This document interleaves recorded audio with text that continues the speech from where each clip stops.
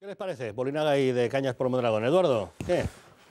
Bueno, Heráclito, que junto con Parménides es uno de los dos más grandes filósofos presocráticos, decía que el hombre es una bestia irremediablemente obtusa y cruel. Estaba definiendo a Bolinaga. Ni hay explicación posible para que Bolinaga esté paseando tomando chiquitos por la calle. Eso ha provocado que una víctima del terrorismo, Marimar Blanco, hermana de Miguel Ángel Blanco, se haya quedado fuera del Parlamento vasco, porque el PP, hay que decirlo, ha sido un desastre. Se ha convertido en una fuerza totalmente irrisoria. Ya está tardando, por cierto, en dar paso a una renovación dentro de la cúpula del Partido Popular en el País Vasco, que creo que es más necesaria que nunca, sobre todo para recuperar las esencias de lo que ha sido el PP en el País Vasco. Me parece que esto es al final es una derrota moral del Estado de Derecho frente al terrorismo. Es decir, creo que la Gaceta lo publicó en su día, que eran 450 y tantos presos, se llaman comunes, pero presos, vaya, que cumplen la ley, que tenían cáncer y que recibían su tratamiento dentro de la cárcel. Y yo me pregunto, ¿en este país sale más a cuenta ser un asesino de etarra que un asesino que no mate, digamos, por nacionalismo? Pues es la que se pueden preguntar muchos españoles. Oiga, ¿tiene ventajas ser etarra porque así puedes chantajear y negociar con el Estado de Derecho y con los gobiernos a cambio de otras cosas? Claro, y lo peor de todo es que, como bien decíais, Zapatero trazó una línea y el problema es que la línea sigue igual. El problema es que lo que demuestra Bolinaga es que la línea que pactaron Zapatero y Rajoy antes de las elecciones generales, en aquel comunicado casi clavado, que leyeron los dos, es un pacto entre PP y PSOE para que esto siga este camino, y sigue con beneficios penitenciarios, tratos beneficiosos para sus terroristas. Entonces yo lo único que pido, como ha dicho alguna víctima, es justicia.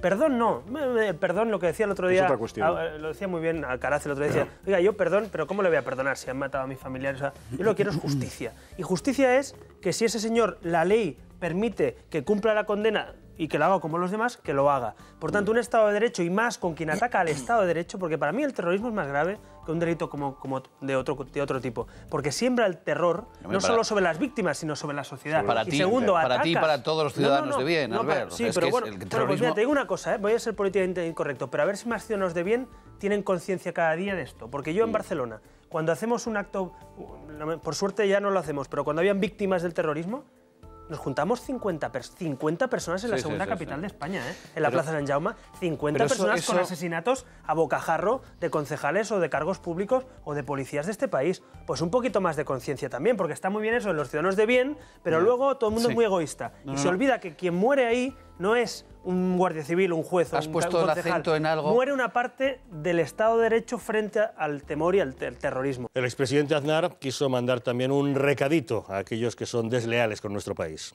Es hora de decir las cosas claras. Y no pasa nada, porque es que no ha dicho nada nuevo. Es lo que hay que decir. Que España y los catalanes votaron en el 78 por amplia mayoría, en Cataluña también, esta Constitución.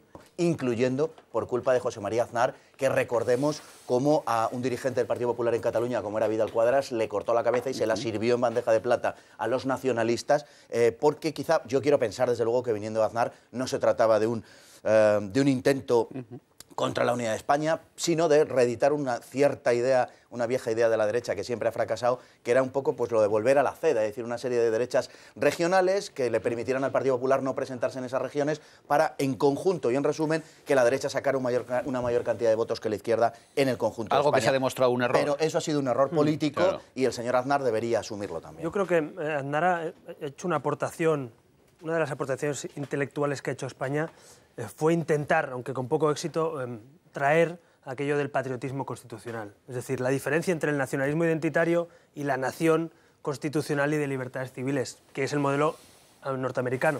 Es decir, una nación muy diversa, una nación con autonomía para sus estados miembros, pero, en este caso autonomías, pero una nación con unos Pero hay una diferencia básica al ver que en Estados Unidos distintos estados se unen. Ya, pero déjame Estados Unidos. acabar. Es decir, estoy diciendo España que es muy completa, o sea, muy diferente. No, no es muy diferente, es muy parecido. Se llama de otra manera, pero el resultado final, el patriotismo constitucional lo que defiende es que no se trata de que tengamos una identidad única impuesta y uniforme. Se trata de que nuestra pluralidad la hagamos con orgullo parte de una patria constitucional. Que sea integradora. Bueno, eso es lo que hace el constitucionalismo, incorporar eso como valores civiles, que creo que es lo destacable lo que ha hecho Aznar. Por tanto, yo estoy de acuerdo que eso hay que recuperarlo. Os decía De Gaulle que la diferencia, decía aquello que un patriota es aquel que ama a su país, que quiere a su país, y un nacionalista aquel que odia a todos los demás.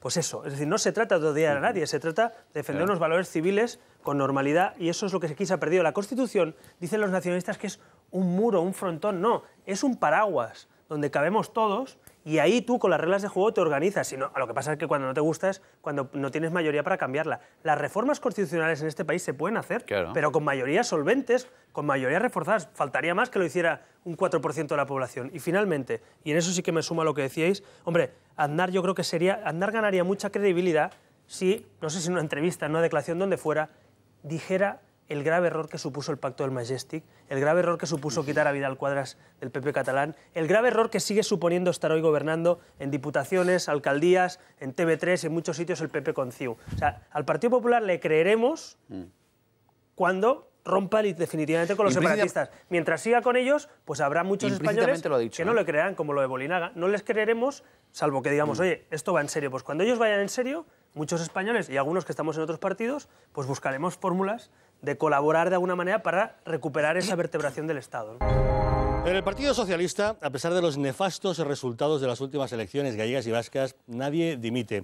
Alfredo Pérez Rubalcaba comparecía ayer, 3 días después de las elecciones, en una esperadísima comparecencia. Todo el mundo quería saber qué análisis hacía el líder de los socialistas después de esa debacle electoral que ha sufrido en Galicia y País Vasco y que presumiblemente sufrirá dentro de unas semanas en Cataluña. Si Rubalcaba abandona la dirección del Partido Socialista, tenemos que pensar inevitablemente qué es lo que le puede suceder. Vamos a echar un vistazo a los datos que nos ofrece esta encuesta, que varía ligeramente con respecto a la última que estuvimos viendo. A ver, esto a Albert Rivera le va a interesar mucho. Toma, te paso datos que se ve que Convergencia y Unión, de los 62 escaños que tiene ahora, crece, pero no llega a los 68 necesarios para tener la mayoría absoluta. El periódico de Cataluña lo pone entre 64 y 65 escaños. El Partido de los Socialistas de Cataluña baja, sigue sufriendo ese batacazo de tener 28 escaños actualmente, se quedaría en 20 o 21. El Partido Popular también le da un mayor decrecimiento, una mayor caída, de 18 se quedaría en 15 o 16. Iniciativa per Catalunya, els Verds crece, de tener 10 pasaría a 13 o 14. Esquerra Republicana también crece, de 10 pasaría a 15 o 16. Desaparece la opción independentista esta de Solidaritat per la Independencia, que ahora tiene 4 escaños. Y la buena noticia para Ciutadans, Albert, y aquí es donde te esperaba yo, era que de los 3 escaños que tienes actualmente te pone en 5 o 6 escaños. Sería un crecimiento realmente brutal, fantástico, ¿no? Son encuestas y cuando son buenas yo me las tomo con precaución y cuando son malas también. Entra música de prudencia. No, hay que ser prudentes porque a la gente, uno de los retos en esta campaña es movilizar a aquellos que no somos separatistas. Y por tanto yo creo que Ciudadanos está representando un oasis dentro de esa bajada del PSOE y del PP, está representando un oasis de coherencia o de credibilidad, y yo lo que quiero es que eso siga así. Por tanto no voy a hacer llamadas al triunfalismo, pero sí que me satisface mucho para seguir trabajando. Pero